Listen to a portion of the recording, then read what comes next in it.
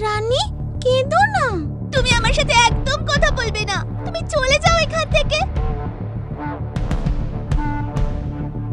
আজ তোমার জন্য আমার বন্ধুদের সামনে আমাকে অপমানিত হতে হয়েছে।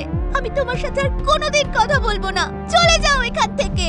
রানী, আমিও চাইছিলাম সবার সাথে কথা বলতে, কিন্তু আমি পারিনি, কারণ আমার উপর একটা অভিশাপ আছে। অভিশাপ?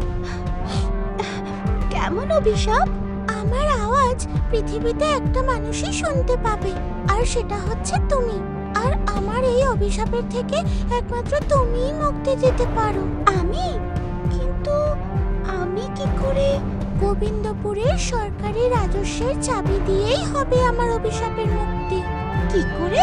ওই চাবি যদি একবার আমার পেটের এই জায়গায় লাগিয়ে দাও, তাহলেই আমার মুক্তি। কিন্তু সেই চাবি তো কৃষির বাবার কাছে। এটা তো খুব মুশকিলের ব্যাপার। সেই চাবি না পেলে আমি কিন্তু তোমার বন্ধুদের সাথে কোনোদিনও কথা বলতে পারবো না। কিন্তু কিন্তু কি রানী, তুমি আমার এইটুকু সাহায্য করবে না? না না, দাঁড়াও, দেখছি। আমাকে কিছু ভাবতে হবে। মাছ টোপ গিলে নিয়েছে মনে হয়।